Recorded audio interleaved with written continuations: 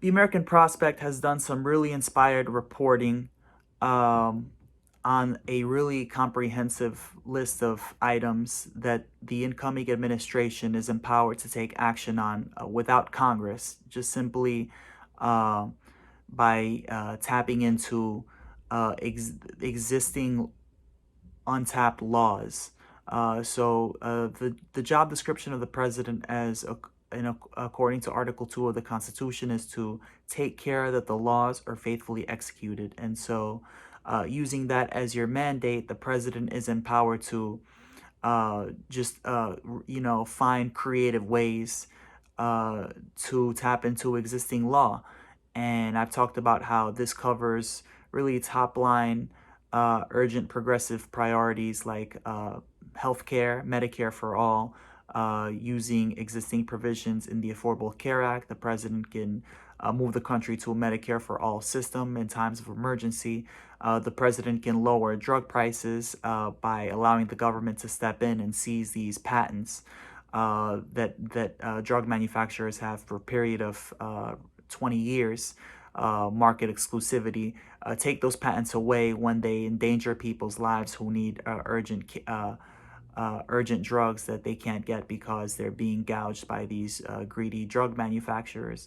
Also, he can empower the Department of Education head to simply opt not to collect, to use her discretion not to collect on student loan debt, effectively absolving 44 million student loan borrowers who own money to the federal government of life-crushing debt that's preventing them from starting their small business, getting married, having a family, etc. So one of the items that they talked about that I'd like to focus on here is unleashing the full anti-monopolistic arsenal available to the government via several agencies, the DOJ's Antitrust Division, the Federal Trade Commission, and the U.S. Department of Agriculture. So just look at the ways that these companies are empowered to sort of enforce antitrust laws, crack down on mergers from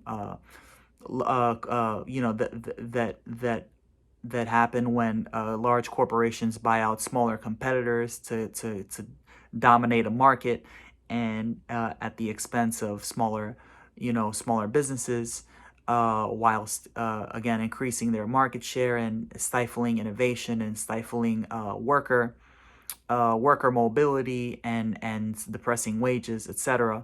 Look at the ways that you can block that type of corporate consolidation.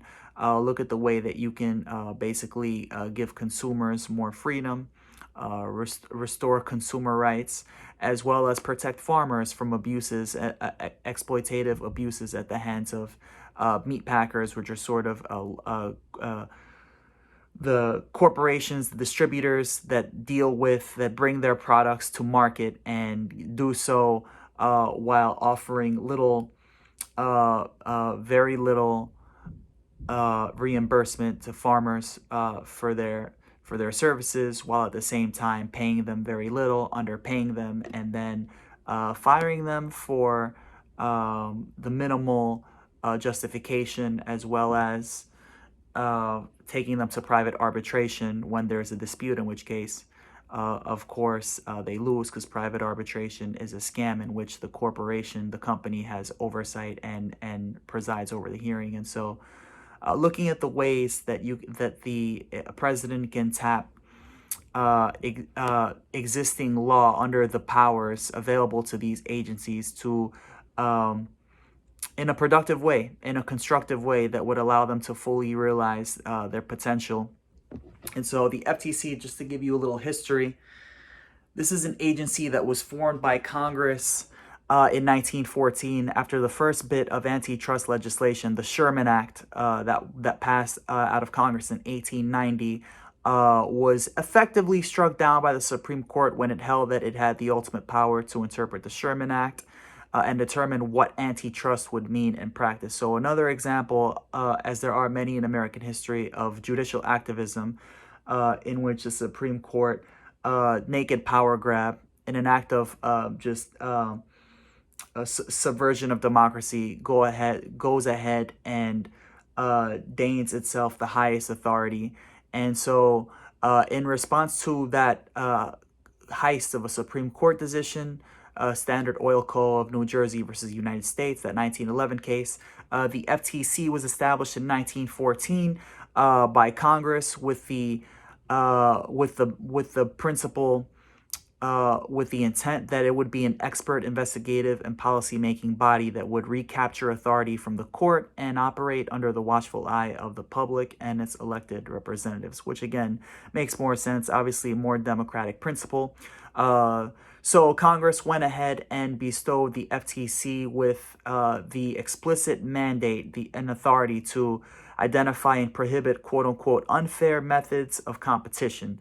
So that language was purposely drafted by Congress in very broad terms in order to, again, override any potential Supreme Court objection. Now, the Supreme Court actually weighed in 1972 in FTC v. Sperry and Hutchinson and ruled in that decision that the FTC, in establishing rules of the marketplace, can consider public values beyond simply those enshrined in the letter or encompassed in the spirit of the antitrust law. So ruling in favor of the broad mandate that the FTC has to regulate and rein in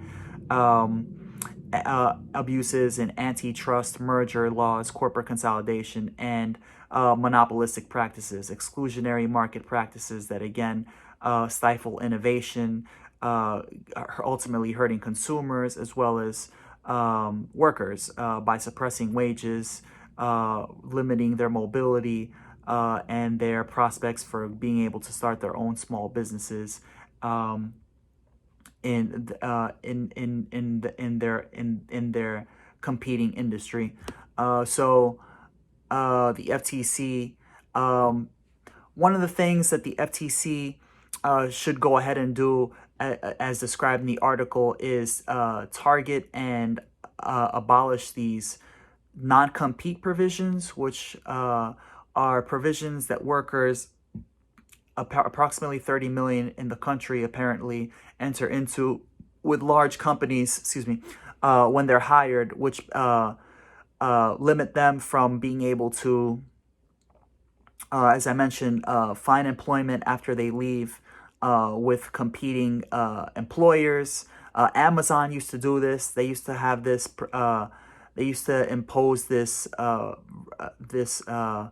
on their warehouse workers, which were prohibited from joining a business or joining a company or starting up their own small company for a period of 18 months after they left Amazon.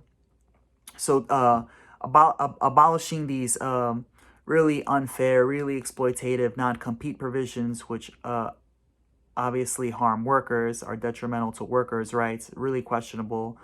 But also allowing them broader powers to go after exclusionary market practices that really seem like they should be illegal, but are currently perfectly illegal, like paying distributors, if you're a producer, paying distributors to prioritize your product. Apparently, Google is being sued or was sued by the European Commission in July 2018 for doing just that, for trying to pay mobile phone producers to pre-install their Google search app exclusively. They mentioned Anheuser-Busch engaged in similar practices with pressuring distributors not to carry competing brews. So market exclusionary practices that shouldn't be allowed. Amazon obviously is a great example. Amazon not only dominates the e-commerce marketplace, which is the platform for sales online, but then they also go ahead and produce their own competing products that compete with the small businesses, the small sellers that are basically forced by the realities of the market to do business on their platform in order to gain traction, in order to be visible, given that they control such a large share of the market, and then have to basically um, give their data over to Amazon, which Amazon then sees, to judge how well your product is selling, if that's a model that they should be following in order to enhance sales of their own products and prioritize their own product sales, and then go ahead and basically uh, outsell you at your own game while deprioritizing you in their algorithm, in their search algorithm, in their search engine. So things like that, that market exclusive. I mentioned pharma, big pharma. People need life-saving drugs. Diabetics need access to affordable insulin that they can't get, and unfortunately, the FTC has not uh, done enough to this point to tackle that. I mentioned that you can seize patents. You can seize their patents in times of crisis, in times where um, not having the product affordably priced would harm and jeopardize the health and safety of a large community of people, large population of people. So basically, things like that. A lot, attacking drug. There's a practice called drug evergreening, in which branded drug companies obtain a new round of patent protection after the initial 20 years have expired by just concocting these really bullshit reformulations, making basically these really minor modifications to their drugs. So giving them the legal pretext on which to go ahead and gain a fresh round of patents as they go ahead and try to persuade doctors to sell their new patented version as opposed to their older, now accessible version. Uh, in addition to, again, they also drug manufacturers engage in fraud, regulatory fraud and deception by uh, obtaining basically lying to the Patent and Trademark Office and filing erroneous patent information with the FDA. So little things like that that the FDA is empowered to and should be tapped to crack down on under a Biden administration on day one, stopping further corporate consolidation. This is something in line with the Clayton Act, the text and intent of the Clayton Act, which passed in 1914 as well. That was the second round of antitrust and anti-monopolistic legislation passed by Congress that has also been defended by the Supreme Court in the 1960s. There was a 1962 Supreme Court decision that recognized that Congress feared both the economic and political consequences of consolidation and corporate concentration. And so at that time, the Supreme Court was ruling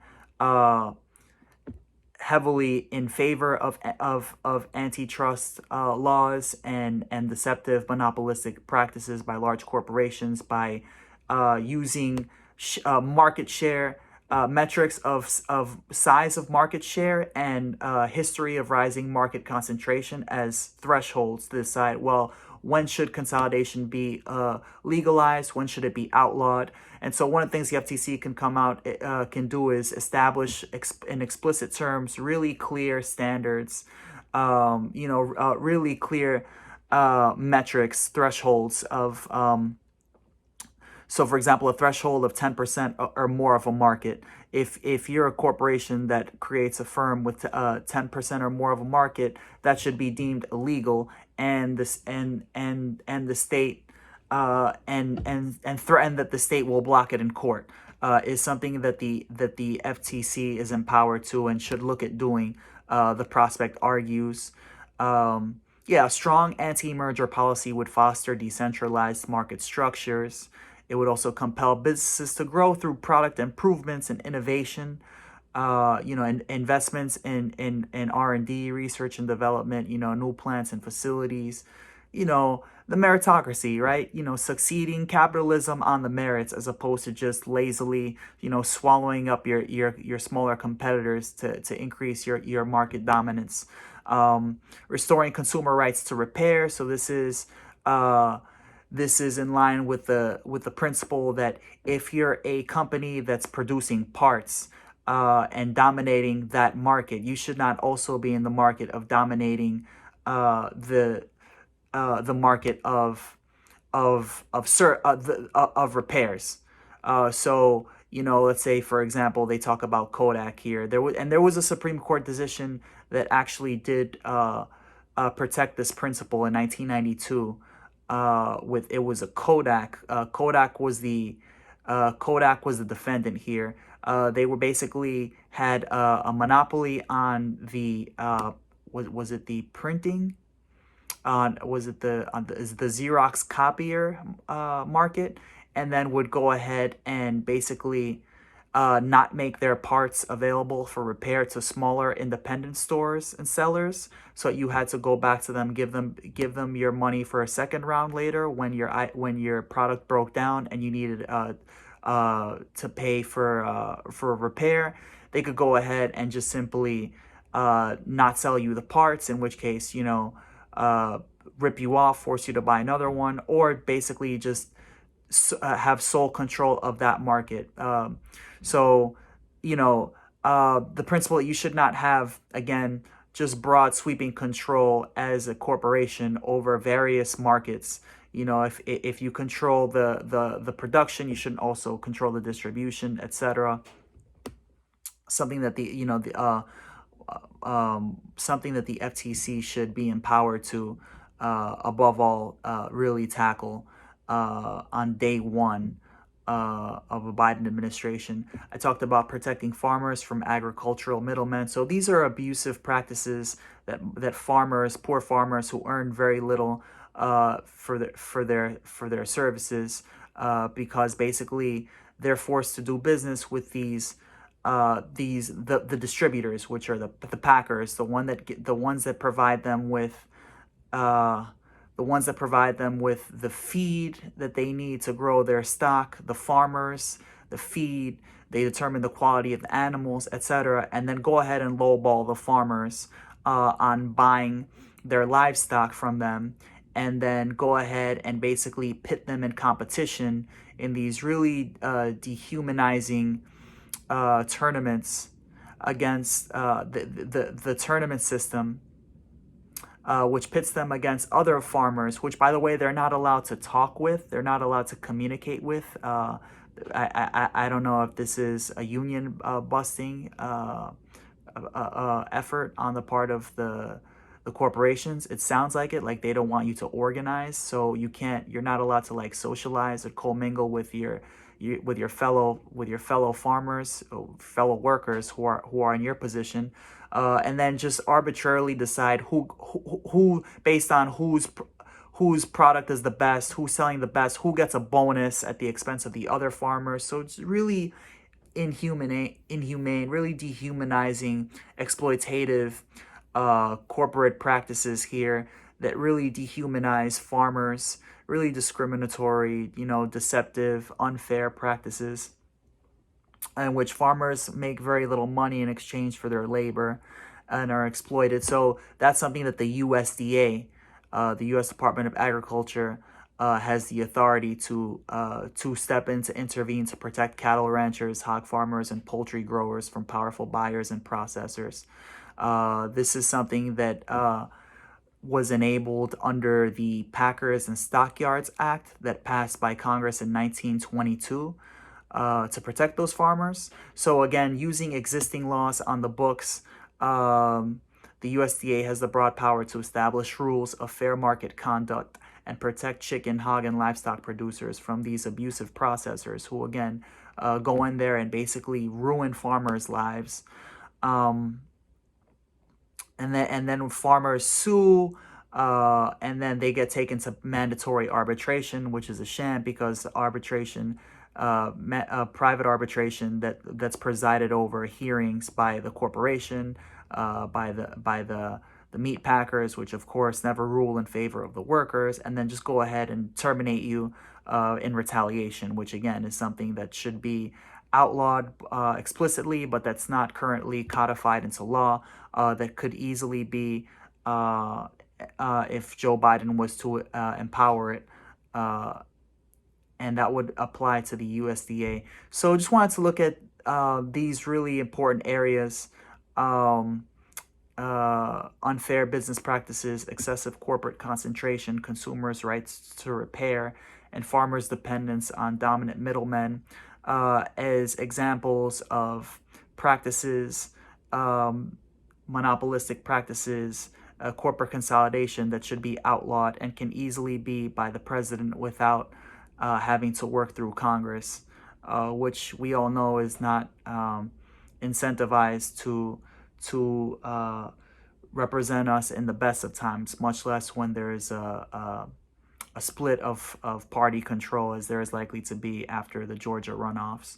Although we don't know if the Democrats win the Senate, but if they do, it would be nice. But even if they don't, you have to be prepared with a game plan. And again, the president has the authority to take care that the laws are faithfully executed according to the Constitution, and these are powers that he needs to seriously be looking at if he's going to be serious about governance when he takes office. And let's hope that he does it.